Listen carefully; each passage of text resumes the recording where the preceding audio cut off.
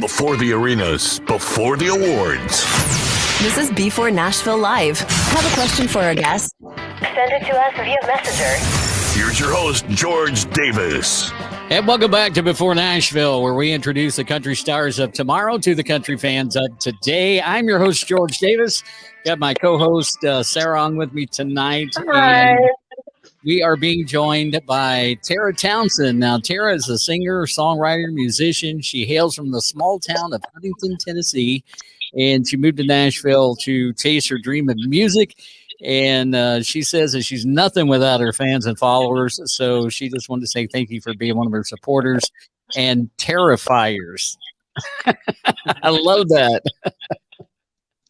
So if you ever, I get her email and it's like, you've been terrified. And I'm like, oh my goodness. I saw that. I saw that too the other day. Wild. So Tera, how are you doing tonight? I'm good. How are y'all? I'm pretty good. You? I'm doing good. Thanks for asking. So give us a little bit of background about Tera Townsend. Where you what was it like growing up in Huntington, and how you got into music, and just those general things about your childhood. Well, I am the only musical person in my family. We do have someone on my dad's side. Mr. Carl Mann, he's a Rockabilly Hall of Fame member. I don't know if you have heard of him, but he was really big back in the probably 50s or 60s. But I'm from Huntingdon, Tennessee. We have about 4,000 people here in this small town. We have one red light, so little bitty town, and so there's not much really to do here. So I always dreamed about going to Nashville because we literally have like 3 fast food restaurants. Like, I can't live on that for one. And then I'm the only person that really is in music in my family. So I didn't really have a whole lot of people that I was connected with other than Carl to give me inspiration when I was a kid. I just kind of, started singing for fun, and then I just realized that I wanted to make it a career. And that's kind of what led me to here. But I also had a speaking disability and got bullied a lot for that when I was younger. And so that was one of my biggest, thrives to keep me going, So it's like, if I can get through this, I can do anything, kind of thing. That's the mentality that I had. So, bullying really, I guess you could say, helped me in the long run, because this really helped me blossom into the artist that I am today. Right. So let me ask you a quick question, because I kept trying to think of Huntington, and I'm like, man, I know that town. I know it. Do you have a radio station called The Farm there? Yes, we do. 100.9. Yes. A friend of mine used to program that, Kelly Green. Yeah, he's actually, I know him too pretty well. So, yeah. I'm sorry. Yeah, Kelly and I have known each other for quite a while, and I kept thinking, I know the name of the town, but I couldn't think of why I knew it, and then it finally dawned on me, and I thought, okay, I'm going to ask her to make sure. Yeah, so, and they've actually played some of my songs on the radio station, and I, not just because my songs are now nationally played on radio, but also because I'm the hometown girl, and it's always kind of cool to hear someone from your hometown on the radio. Oh yeah. Yeah, and that's one of the big things, and it's not just for the people in the town, but for the artists themselves. I mean, it's cool to get to hear your song on, your hometown station, or the station you grew up listening to, or stuff like that. It always makes it more exciting for you. Yeah. So you've grown up. You talked about your disability and being bullied and stuff like that, and kind of describe the feelings of that time in your life where you were getting bullied a lot over, something. And I mean, I consider it to be really non-existent, like a speech issue. I mean, a lot of people have those. Yeah. It's, it's really, really common, and they can be fixable. And, that's a lot of things that especially teachers overlook. Teachers never really associated me with a speaking disability, because it made me shy away from talking. Like, I literally would not talk to anybody. Like, I could go on stage and sing in front of 500 people, no big deal. I get to talking in front of like one person, I'm like, no, I'm good. You know, that's kind of that thing. But you know, when you don't talk, no one knows you have a speaking disability. So that was kind of the biggest thing. So singing really helped me with that. And you know, I later became like I got to where I studied up on it and researched speaking disabilities and music together and how they affect one another. And you know, they actually singing helps scientifically helps with a speaking disability. And so I Right. think singing is what in music is what really got me through my disability overall. That's cool. That's very That's cool. really cool. Yeah. My daughter has the same thing, a speaking disability. She's got to see a speech therapist. So, Yes, and I went to a few speech therapists when I was younger, but I have ADHD too. And so when you add those two together, you know, oh, yeah. No. it's horrible. You know, your mind's thinking so Mhm. fast and you can't even speak to begin with. So when your mind starts thinking faster than you can talk, you can just you just can't understand a single thing I you're saying. can totally, yep, I can Right. totally understand that. My son Right. got ADHD. So. Yeah, you just kind of wind up falling over yourself in a sense, you know, trying to express your thoughts. And I mean, I honestly believe that singing, you know, singing can help in a lot of things. I mean, a lot Yes. of disabilities, you know, singing music is a universal language. And, you know, if you think about so many people um, through music, you know, artists that you may not know have a disability or something wrong with their speech while they're singing, you I'm know? Yeah, exactly. I think music is its own kind of therapy, literally. Oh yeah. Mm-hmm. Yeah, definitely. You know, one of the biggest comes to mind and I know who I'm talking about, but Mel Tillis, I mean, that was one of the Yes. things that he had wrong, you know. He Mm-hmm. always had an issue and he was able to overcome it Exactly. when he Yeah. sang, and that just, you know, it just makes a world of difference. So what steps did you take to get into following music? I mean, I was reading in your bio where you got into choir and things like that. Yeah, it's just I don't really know. It was just kind of, you know, I fell in love with the feeling of being on stage and I was at a really, really young age. And so I just kind of, you know, I started singing in pageants when I was like 2 or 3. And Mhm. I just sang Barney and Friends. And like my mom was just telling me to do it, you know, just for fun, you know, it's just to kind of, you know, get some feel good out of it. Because who doesn't love a cute little girl singing Barney and Right. Friends in a pageant?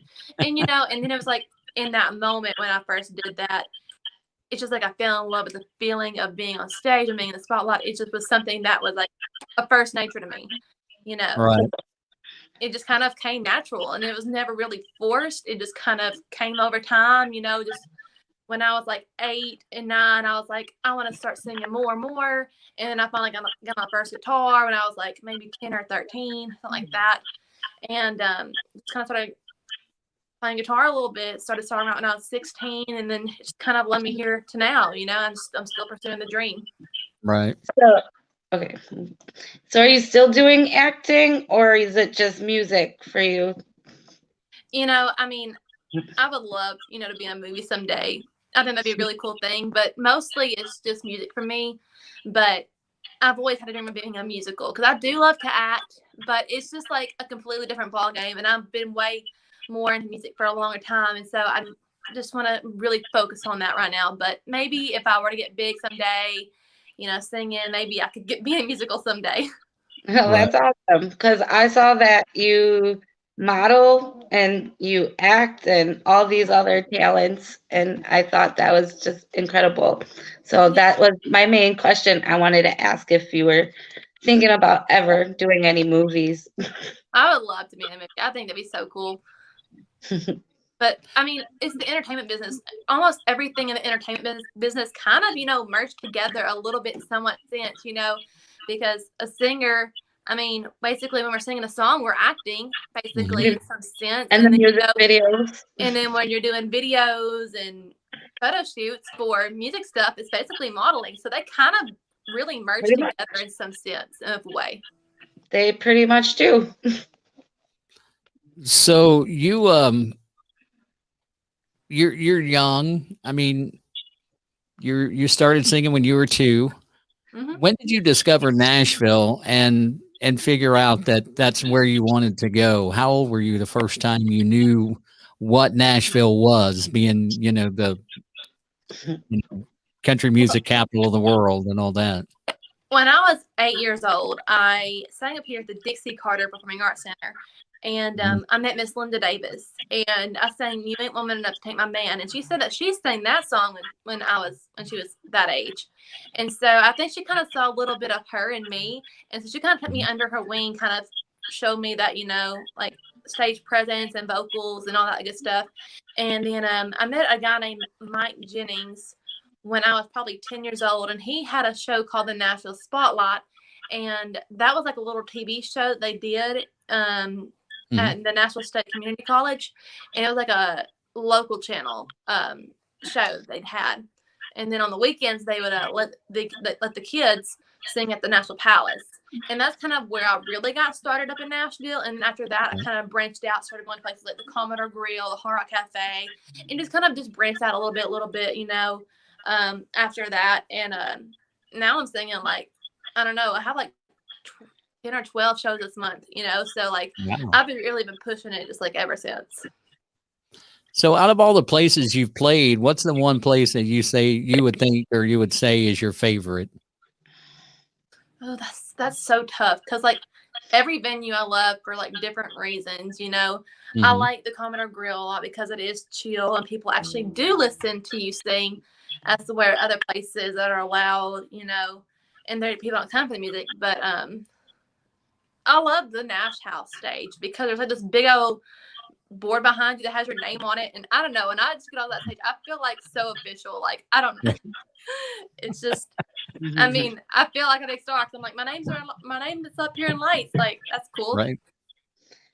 I read that you played at the Nashville Palace at 12 years old. Yes. I think that's incredible also. I mean, that must have had to make you feel more positive and strong about yourself to like be able to play on stage there. Yeah, and I think honestly, I was singing in Nashville when I was so young. I think that's kind of why I was getting bullied somewhat too, because when you're not like everybody else, they're gonna pick on you for some reason, and sometimes you don't know what that reason is, and it's something that could be jealousy or also because I had a thinking disability. It's just, I think when you're young and people don't understand one person that's different than them, they don't really know how to cope with it, and they don't know how to wrap their heads around it maybe yet, especially when you're in a small town where everyone is exactly the same. There's that one person that's always different, and it's just kind of gonna, I stuck out kind of like a sore thumb because I would dress like I was in Vogue magazine, like I was on stage every single day. That's how I would go to school, and so people would just like laugh at me for that.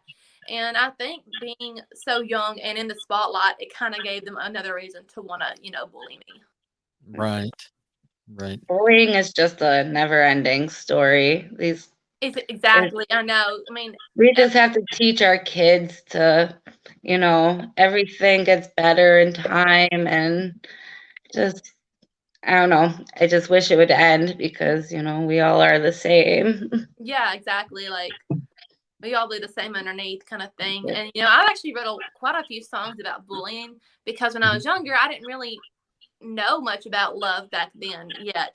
So what I had to write about was bullying. So that's kind of where I started, was writing songs about bullying, honestly. So how old were you when you wrote your first song? I was 16. Okay. What was it about?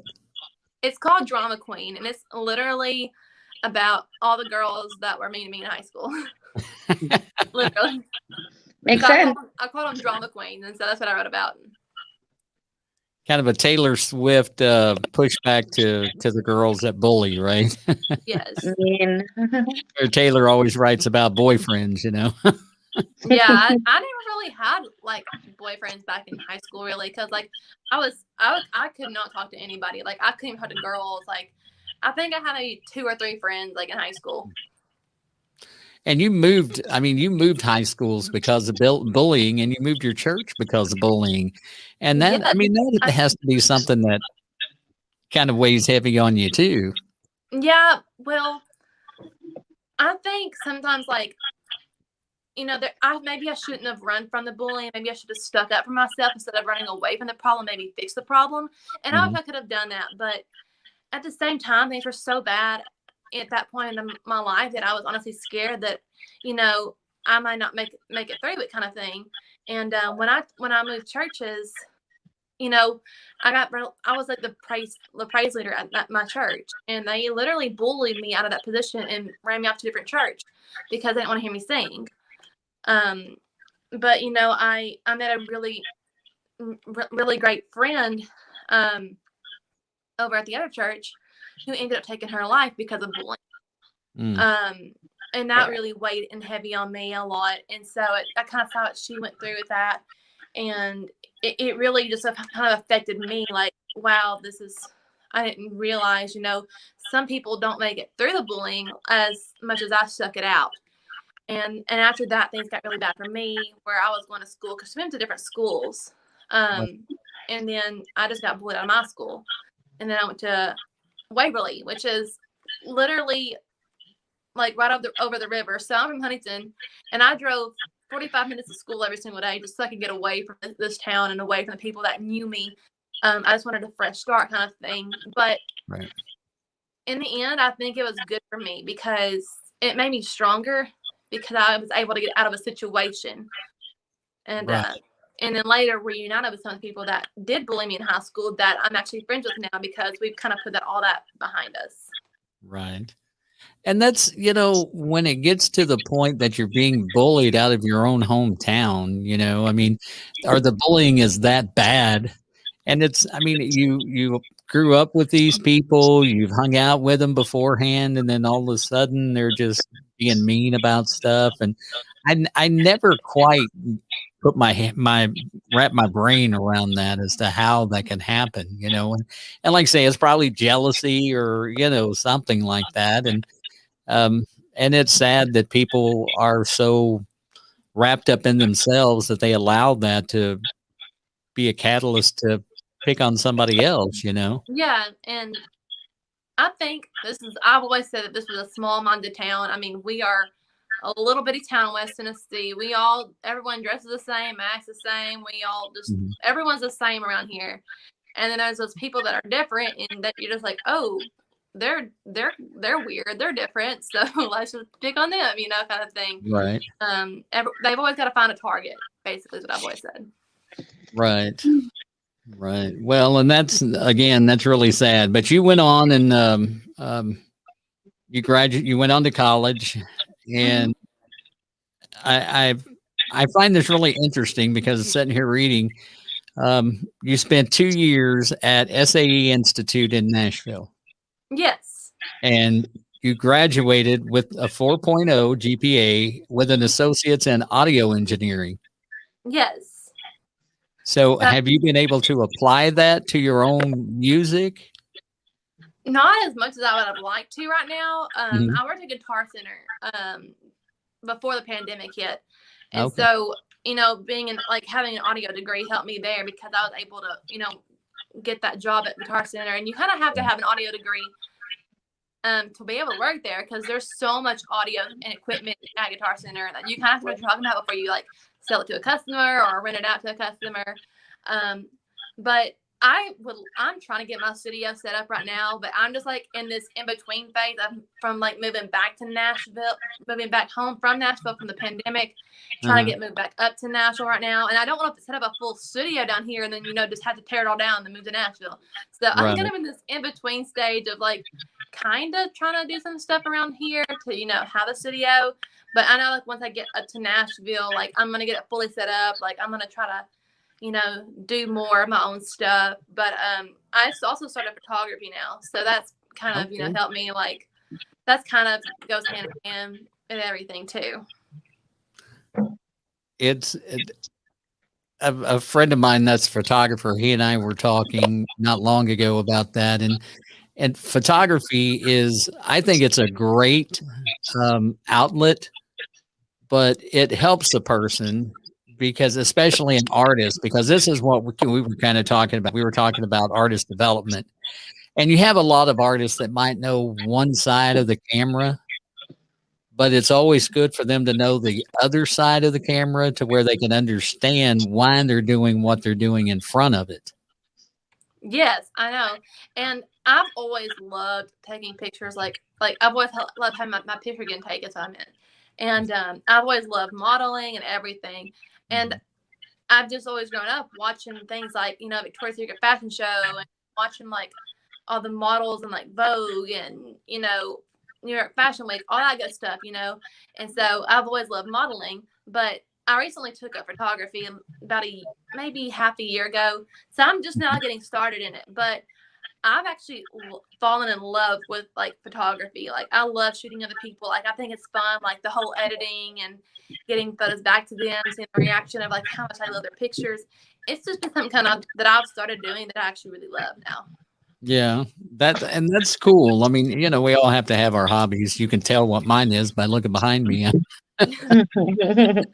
I spent several months with a hobby of putting boards on the walls.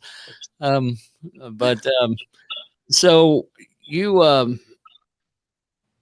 mean, I'm looking over the names of people that you've opened for. You talked about Carl Mann, you talked about Linda Davis, you've got Steel Magnolias, you've got Thompson Square, Coco Jones, Mary Sarah, who is on the Voice, Lady A. I mean, some great people in there. What have you learned from opening for those kind of people? Because you get to see a different side of the stage. Yes, and it's not like everyone I think else is shocked about this too, but like people think big artists like that just walk on a stage and sing, like, and I'm like, oh, there's like so much more that you don't see, like it's like an iceberg. Like what y'all see is like the tip of the iceberg. What's underneath is what all us artists have to go through to get to that point, of having to do, like hair, makeup, practice, rehearsals, getting a CD out, like album paperwork, photo shoots and recording time, studio time to write the songs. That's just there's so much to it that you get to see before actually getting on the stage. And I remember like with Mary Sarah before we sang on the same stage. It was like I was talking to people over the event, and they was like, be at this studio at a certain time. This is where we're rehearsing at before the show the day before. And, at that point, I hadn't met Mary Sarah yet, and she was like right behind me to rehearse with the band. And so like she's coming in as I'm going out, and like it was like a full day process of everyone having to get ready for that show before the actual show. And not everyone gets to see that side of things, but that side of things can be a lot of fun. Yeah, I've seen a couple of sound checks, and those are always fun to watch. Yeah, I think my favorite was, well, I think it's like 3 that I've seen, but my favorite was Florida Georgia Line. I got to see those guys in the sound check, and they really, man, it's like you can tell that they know where they're going to go.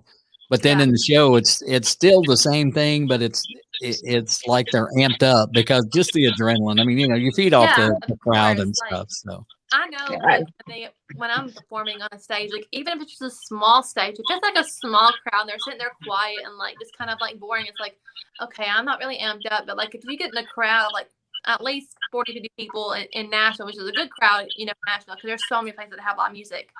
But if I get there and they're like all talking, like amped up, and they're like cheering you on when you go on stage, it's like, okay, I'm gonna have fun tonight. Like you can just tell there's a total different vibe of someone sitting there just like listening to you casually, and other people that want to like have fun while they're listening to you.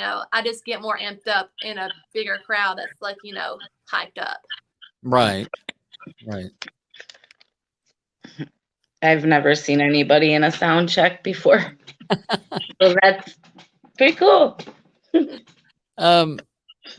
If you could pick one person to go on tour with to open for, who would your pick be?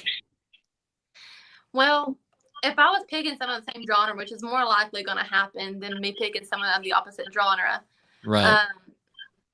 I'd probably say Carrie Underwood because she puts on a heck of a great concert. I love her. She's amazing. Like I had front row seats to her Cry Pretty tour, and it was just amazing. You know, like her concert was just spot on, and she knew exactly what she was doing. Like she goes out there and slays the stage. Like she's so professional and amazing.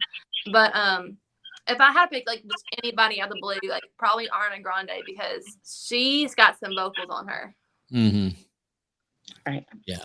I'm not a pop guy. I know who she is and I've heard some of her stuff, but generally I'm not a pop music guy.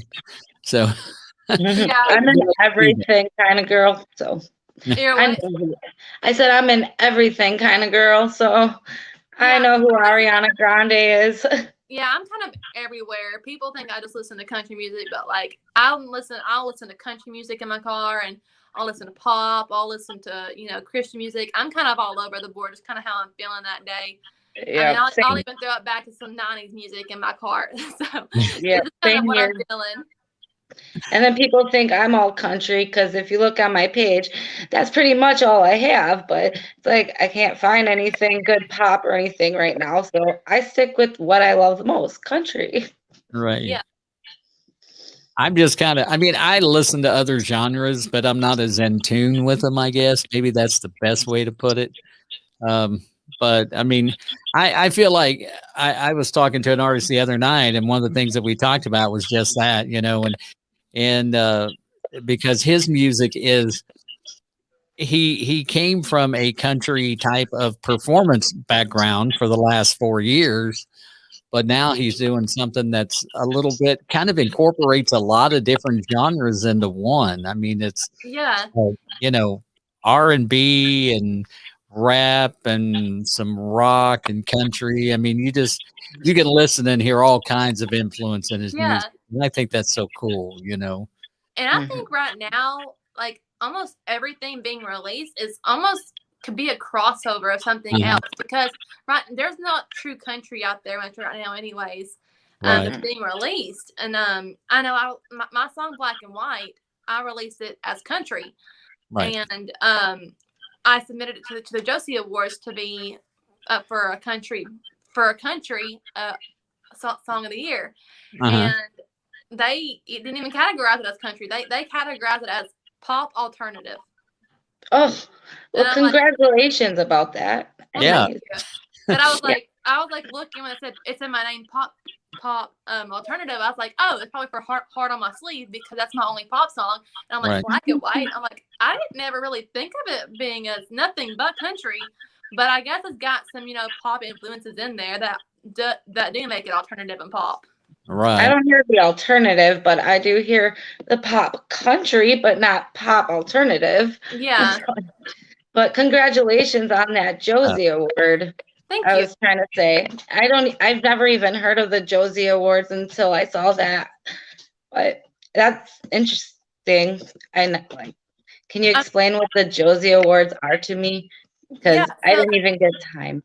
They're an independent award show. So I think they said it's their 7th year doing this. So they started out pretty small, and I think I saw on someone's page they had 38,000 submissions.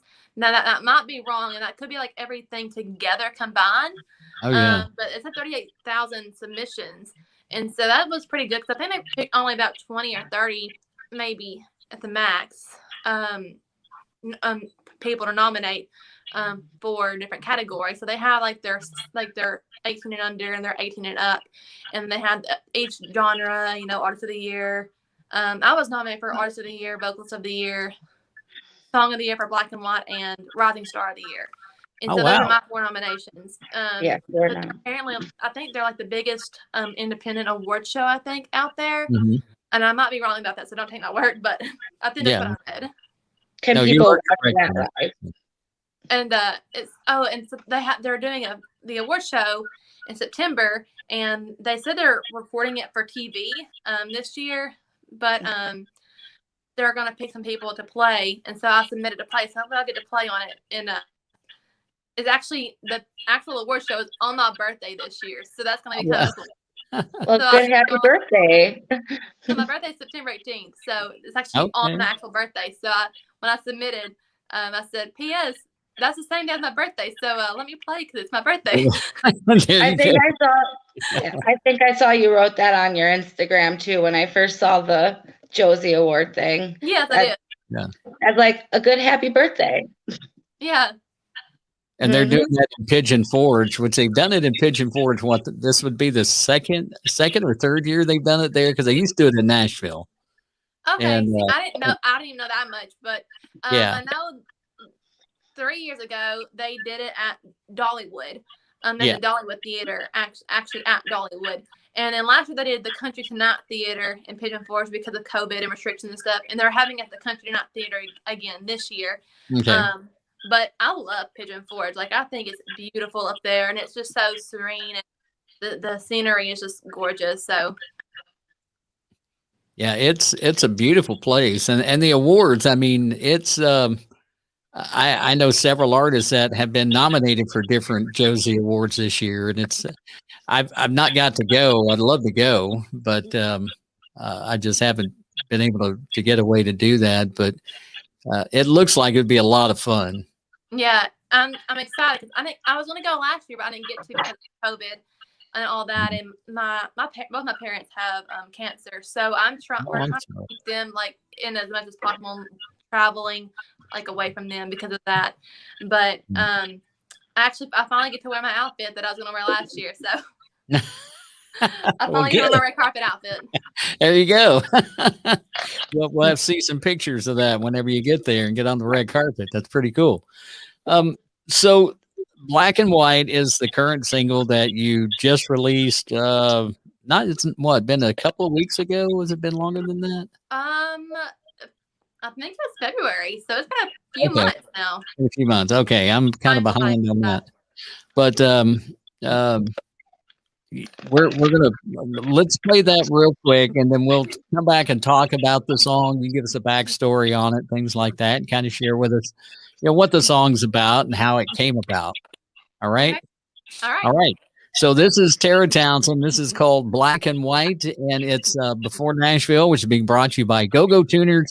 It's the go-to tuner for amateur and professional musicians alike. Check them out at gogotuners.com. And if you notice, we also have a new sponsor on, and that is Three Rangers Whiskey. Rangers past, present, and future.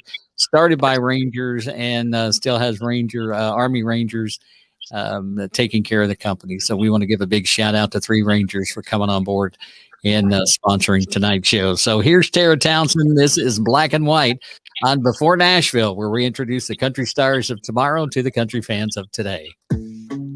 You said you loved me,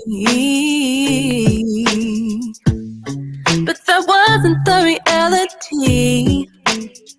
Yeah, 'cause there was someone else.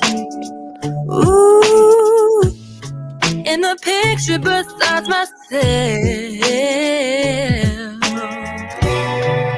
I should have seen it coming. Ooh, where is the truth? Oh, read on this little lie. It was right there in black and white. Black and white. You told her you left me, yeah, and was acting shady. You broke all my trust. Ooh, and now there's no more us. You finally told the truth. But honey, I already knew. Ooh, written on this little line. It was right there, black and white. Black and white. Love is hate, love is hate, love is past, it doesn't last, and not in black and white.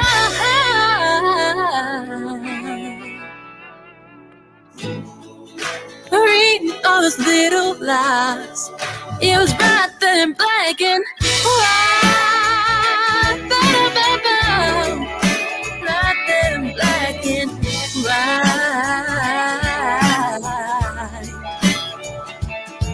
Ooh,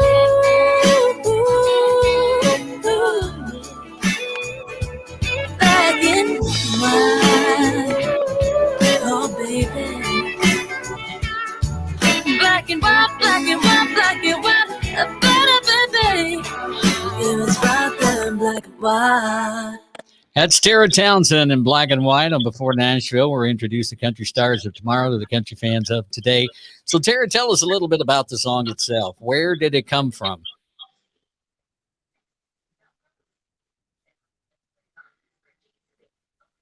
She freeze up. Yeah, I think so. Tera, you still with us? Oh, we lost her. Oh, Maybe she'll jump back on here, but be sure to check her out on the streaming platforms. And she's got several songs on there. As a matter of fact, I was just checking her Spotify earlier just to kind of look and see what she had going now. And she's got 3 songs that are on there. And Only Want You is seems to be doing pretty good. It looks like it's about 45,000 All right. streams. I think I'm back now. You made it back. Yes. Okay. Yeah. All well, right. So tell us about Black and White. Where did the inspiration come from? All right. First of all, that was so hard not to sing with myself right then. Like that was so hard because I'm like, oh, I have this urge to sing with myself when I hear myself. Like I want to harmonize with myself so bad. But Black and White, I wrote it about this douchebag of a guy that I was with at like a little over a year ago, and he broke things off with me and just said I was cheating on you basically, and so I was like okay, and I saw these messages between him and this girl, and that he was too stupid to delete. So I saw those messages and everything. So I was like, it's right there in black and white. And that's kind of where the inspiration came from. It was because of the stupid boys, basically. Not a bit of bitterness in anything you said about that douchebag either. nope, No, I have not at all. I have another song for that.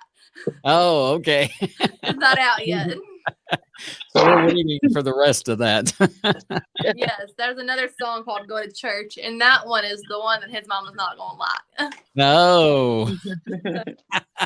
Ouch. Really getting in there now.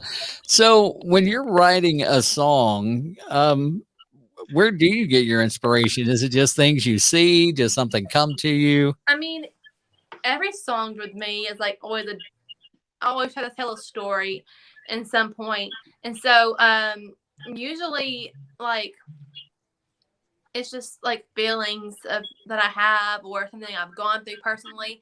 I do try to make almost all my songs relatable so people can like feel the same way. I've never been much of a person that just writes to be writing. So if I'm not writing, then it's usually nothing's really happened that is worth writing about. So right. I try to make all my songs relatable and like personal feelings. So who are some of the people that you look up to as far as your writing goes? Or writing, I've always loved Carrie Underwood's songs. I don't really relate to her songs much, but I love, melodies and like her music style of her songs. I like Kelsey Ballerini's style of writing. Not much so much vocally, but I like her writing styles. And Marion Morris is a really good writer too. Right. Yeah, she's. I think Marion, out of the 3 you named, I would have to say Marion's probably my favorite out of that group. Oh yeah. She just got some great stuff out there that really, and she's been doing the writing side of it a little bit longer than the performing, but she does a great job at both. So, yeah. Now your first album's going to be coming out before long, correct? It hasn't been released yet. It hasn't been released. There's not a release date set yet, but okay. I'm hoping this summer. I have one song left to record. I was supposed to get recorded last week, and then I ended up getting sick, and so I wasn't able to go record it. But hopefully I can get that recorded in the next few weeks and finally get this album finished up. Mhm. And then after that, I'll get all the paperwork done, which is the part that I dread the most. Right. And then I'll get it out there. Right. Yeah, that's always the hardest part. The paperwork is such a pain. The song itself sounds like it's really going to be, or the album title sounds like it's going to take a shot at this guy. Yes. Pretty That's hot and kind heavy. Yeah, that's kind of like, I want him to be like, I want to say, like, I hope that it goes like, really viral and like gets nominated for a bunch of awards, hopefully. And I can be like on my stage, that I would like to thank this Grammy to the person that, hurt me. Look at me now. You'll be getting phone calls. Yes. Was that about me? Right. Hey, even if it did, I wouldn't be able to get it because it's blocked and I don't have the number anymore. That's a good choice. You don't want that. Oh. You just stand up there with a Grammy and you go, to the douchebag, thank you. Yes, exactly. It's like This This wouldn't be happening. This wouldn't be happening if it wasn't for you. right. Yes, especially now that I'm engaged now. So Well, congratulations. thank you. Yeah, that's awesome. So where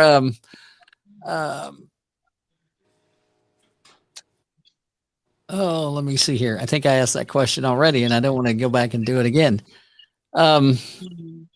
If you went back to your 12-year-old self, like you were able to sit down and talk with your 12-year-old self, what kind of advice would you give her as to what to do in the future that you found out the hard way? That's a pretty good question.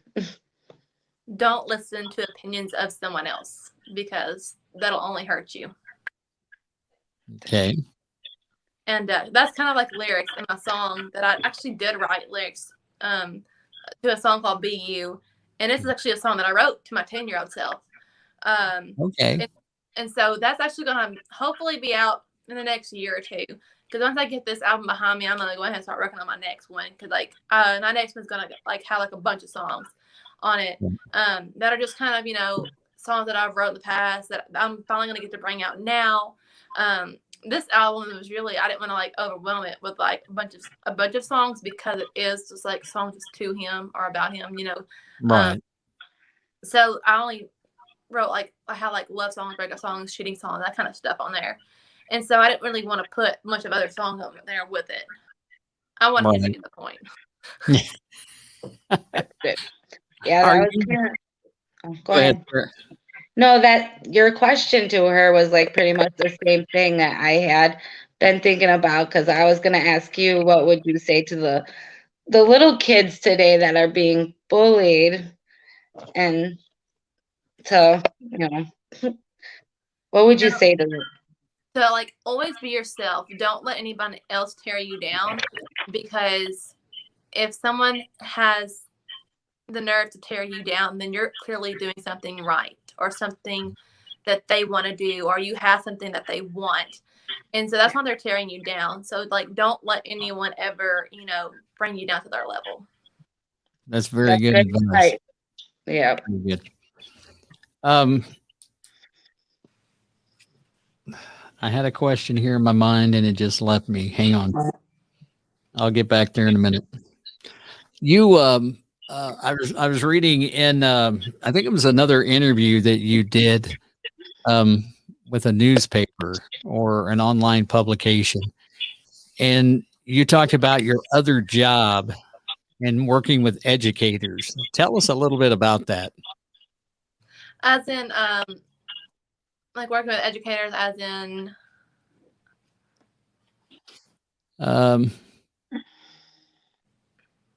Do you do a lot of stuff with teachers and stuff like that, or do you? I have done some stuff, but that was mostly through the Miss America system that I did most of that stuff. Mm-hmm. I was a Miss Tennessee America title holder as well as a Miss Tennessee volunteer title holder, and so that's a lot of hand-in-hand work with children and education. I would go into school systems and like read to kids, which used to be my biggest nightmare because when you're like ADHD and you can't speak that well, like you don't want to do that kind of stuff. Right. So that was something, that helped me as well. But I would go in there, I kind of share my story about how I used to have a speaking disability, how I'm now able to get up in front of people and read books, as well as I would help a lot with the Children's Miracle Network hospitals. And that's not really education, but that's a lot of work with children, and I make money for them too. So it was really just that kind of thing. But I also got to help one summer with a autistic camp where I got to help autistic kids. And that was something that I had never done before. And it was something super, super different from me. But I kind of got to experience what autism, really is, more than just seeing someone with a disability. It's kind of like speaking disability, that you can't help it. And so I kind of got to understand that a little bit more for myself. And so now I have a lot more respect for kids with autism and parents that have to deal with that, as well as educators in a classroom. Right. Yeah. Right. So do you do most of your own writing, or do you have particular co-writers that you work with? I just kind of write with whoever, it's I always say it's always good to write with different people, because that way all your songs have a different style, because one person may have a writing style this way and someone else might have a different kind of writing style. So I always say it's good to co-write with just as many different people as you can, because you never know what great song you're going to get out of it. Right. And with COVID and everybody having to turn to technology to get the job done, what's been the biggest struggle for you in co-writing with somebody during COVID?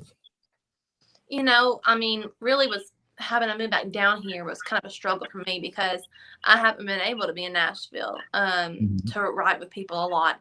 So it's kind of like I get to write whenever I go up there for shows. I know yesterday I had a co-write, but it was like a Zoom, like on the computer. So it was mostly a Zoom write, which I have no problem with that at all. Although sometimes when you're playing guitar, it does get a little glitchy. That's the only problem, really.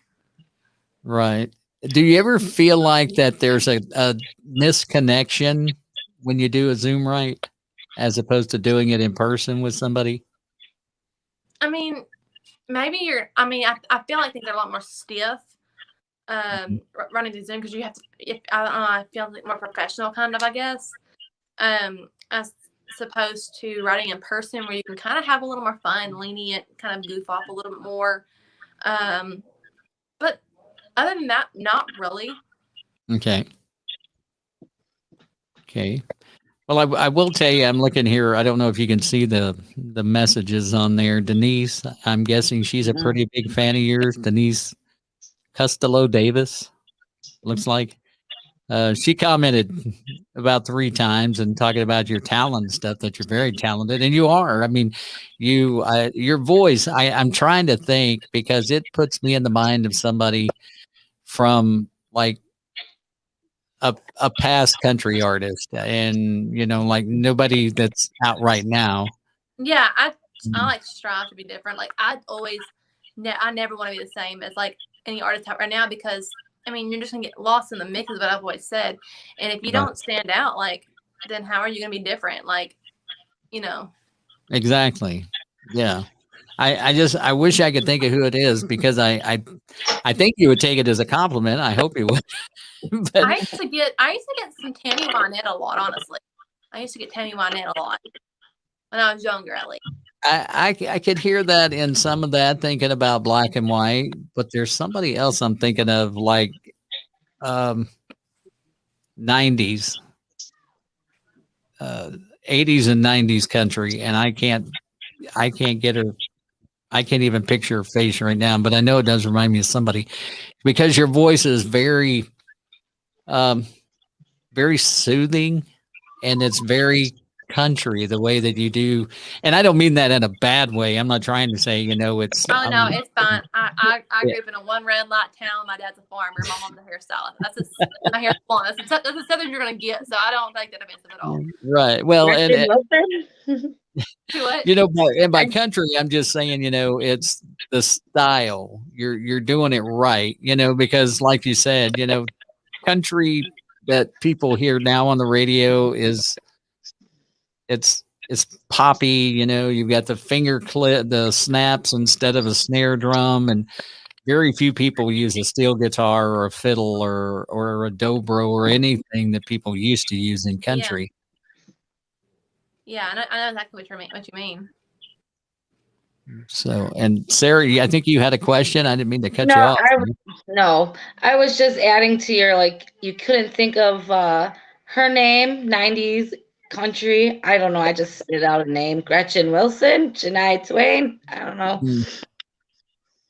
I think Shania Twain is probably the closest one I can think of. Like whenever she does "You're Still the One." Yeah. The register's a little lower. Yeah. But it's still just the feel of your voice. I was thinking both of them in between. That's why they both spit out. But because the Gretchen Wilson's main hit song. Right. Yeah, I mean it's very like I said, it's different, and that's one of the things that I'm drawn to is not sounding like everybody else. And I appreciate the fact that you put the effort into that. But I mean, I think with your voice, you don't really have to put the effort. I just love the way you sound. Thank you. Yeah. Very good voice. That's a really good song. I really like it. And I have a lyric video to it now too, actually, on YouTube. So I can go watch that after this. And awesome. I make all my own videos too. So that's cool. And it really is cool. I mean, do you have a video in the works for Black and White? Did we already establish that? I posted it, I think last week or 2 weeks ago, but it's a lyric video. I make those myself. So I make those for me, and I made a few for some other artists too before. Okay. So you've got the audio engineering degree to where you could actually record other artists, and then you're doing lyric videos. So, I mean, there's always a side gig there if you need one. Yeah, and then photography, and then I also do art. So I actually do drawings too and sell them. So I took that up when I first got laid off of COVID, and I had to put a hold on it for a little bit because I got so overbooked. I had 100 or something people lined up to get pictures done at one point, so it got overwhelming a little bit. Because I had this long process, but I finally got an iPad, so I can do a picture now in about an hour. So, wow. So, I mean, what kind of drawings would you say they are? Are they what do they call that? Pencil? Are they charcoal type drawings? Are they? They're digital. So they're all they're 100% digital. All I have to do is email them to people. Wow. Pretty cool. That's pretty cool because you don't hear people doing that stuff digitally nowadays. It's still, pencil or charcoal or pen or something like that. So the digital would be pretty interesting to see. Do you have any of those posted anywhere? Yeah, I have a whole page for all my digital work and stuff, and a website and everything. And I T Squared and Co. So it used to just be T Squared Illustrations because I started out just doing pictures, and then I took on photography and videos and digital work. So now it's T Squared and Co. Okay. That's pretty cool. That's interesting. So do you has that gotten to be a thing? I mean, people can go to your website and they can purchase drawings, or do you just do them individually, no two are alike type of thing? Yeah, no two are ever alike. So everything's 100% custom. Wow. Well, I'll have to check that out because I'm really interested in seeing some of those. That's pretty cool. So you've kind of got your whole I guess your whole camp kind of lined out. I mean, you've got MC1 behind you as far as the label goes, and then you got your drawing, your photography, your the audio engineering. So you can do a lot of stuff yourself, and then for yourself. Does that make it easier? I mean, do you feel like that takes I mean, would that not add a lot of pressure to you to do it that way? Or is it just because you enjoy it, you don't feel a pressure? So I think it's like I like enjoy everything I do. So I'm not really much of a stressor kind of person. So I don't really stress that much unless like something like financially or something else. Like it's got to be a lot on me for me to feel pressure or stressed out usually. But when it comes to stuff like that, I never feel stressed out. And I think the most stressed out I felt was like, I don't even know. Because like I don't stress out hardly any. So, I mean. That's good. Yeah. You got me beat. That's all I'm going to say. I think it's like, I think it's because I'm ADHD. I think it's like I can't think about it long enough to get me stressed out. I think it's right. It works. I think, and that's how I think it. I think it works out. You know. Yeah. It may not be, but I'm not gonna sit there and think on it because then I will get stressed out. Yeah, Go ahead, Sarah. I cut you off again. I keep doing that. I apologize. It's fine. I get it. I said your ADHD can play a big toll on that, so that's good. I wish I can say the same thing. Like with the stress, I hate stress. I'm just like, but that's good. If I start like, I'm the kind of person like if something's stressing me out, I'll like go do something else for a second, and then I'll be like, wait, what was I stressed out about again? No, whatever. Just keep on going. Kind of thing. Yeah. Like I'm like, okay, what's next on my to-do list? Check it off. You know. Right. Yeah, me. I have to tell myself, breathe, Sarah, breathe. But that's good. Yeah, I think the only thing I've got that may be a little bit stressful coming up would be all the paperwork I gotta get done for my album, and so I'm gonna take it slowly so I don't like feel like overwhelmed. Right. It's not easy to do that kind of stuff. I mean, the paperwork side of that people don't really know about. You know, they think artists go into a studio, they record an album, they put it out, and people just buy it. I know. Behind the scenes stuff. You gotta go in. You gotta register every song in an ASCAP. You gotta make sure you're gonna get your royalties, you get your pay. You gotta make sure that you put every single writer and player and producer on it and everything. Yeah. Who produced it, who mixed it, who played guitar, who played piano. But like if it's like a digitally like a digital drum, be like done by computer. You know, like it's funny. Like, you know, you even have to put that out. It's like I was like, oh, you hear a drum in there? Well, I can't put a name, so I guess I'll just put MacBook. like that's not. Yeah, I had to know like every single thing, like that one little maraca shake. You know, you got to put that on, like everything. So it's like kind of gonna be stressful, and so it's gonna be a checklist, and I'm gonna sit down and do like probably a song a day when I start to do that. But that's gonna be time consuming. Sure. You know, it's funny because I work in radio during the day. That's my day job. And when you said, you know, you have to put the name down, and then you've got drums, and you're doing like the, you know, programming of the drums and stuff, you just put down MacBook, and I'm thinking, now there's a radio name. You know, I don't know why. That's part of my ADHD. I'm not gonna lie. I'm not making fun of it, but that's me. I'll chase those little goofy rabbits like that every once in a while, and people just go, okay. So, but Tera, I mean, tell us where they can find you on like your social media handles. Are they all the same?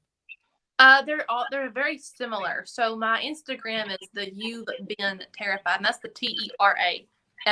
So it's spelled differently because like my name's in it.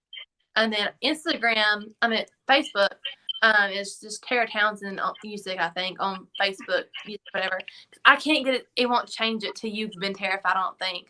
So I think it's just Tera Townsend on there. And then my Twitter is You've Been Terrified, so there's no VE. Because I got logged out of that account when I was like really young, and it won't let me change that name. And then YouTube is just Tera Townsend, and it's there's a lot of Tera Townsend on there because I had like a lot of ones when I was younger. But the Tera Townsend now is gonna say Terrified Thursdays in the header, and it's gonna have my logo on it. So like it's pretty easy to find. And the Tera-fiers is something that's going to be starting hopefully in June. It's like I'm like a little series that I'm going to start doing. Okay. And musically, where can that be found? Pretty much all the streaming platforms. Pretty much Amazon Music, Spotify, Apple Music, iTunes, everywhere else. I think Deezer, whatever that is. I don't know what that is, but they tell me it's Deezer. I've heard of it, but I don't know a thing about it. And then I think I think all my songs are available for play on any radio station in the U.S. I think so. I think only people have to do is just call in and say my name and the song title. I think they can play it. Okay. Well, that's awesome. And thanks for coming on tonight, and for making the mad dash back. And the backdrop looks great. You did a good job. Thank you. Very pretty. Hair and the makeup look great. You did. You can't even tell you were in a rush. You look fantastic. I'm a mess. Everybody's been sick here all day, so I'm just. But you look beautiful. Thank you. But thanks for coming on, and we'll definitely keep an eye out on where you go from here, and just the music, and when the album comes out, and keep checking out all the stuff on your website too. I can't wait to go over there and look at some of the drawings and check out the lyric video and those kind of things. I'm really interested. I'll have to recheck your Twitter account because I think I've been taking the wrong Tera, but it's you. It's just I'm probably taking the wrong one. But you said you've been terrified is on that one too? Yeah, YOU. So it's just YOU instead of YOUVE. So it's just YOU. Okay. I'll have to double check that then. Alrighty. All right. Well, thanks for coming on. We appreciate it. Stay in touch, and we will talk to you again soon. Coming up on Monday night. I have to get my handy dandy calendar out here to find out who's on Monday night. We have Jessica Lynn coming on Monday night. So be sure to tune in. Of course, you can find b4Nashville YouTube, on Facebook. We're on Twitch Live. Of course, it doesn't record those, but you can watch the other episodes on YouTube and Facebook. And also, we're on Spotify, Apple Podcast, pretty much anywhere you can find your podcast. Those are kind of slow going, but they're eventually getting put up. It's taking me a little bit of time to catch up on that. So we'll have them all up again. So again, thanks a lot. Check out Tera Townsend. That's her website right there at Tera Townsend. You can go find her on all the streaming, all the socials, everything you need with that. So Tera, have a great night, and we'll talk to you again. All right. Thank y'all. All righty. Bye-bye.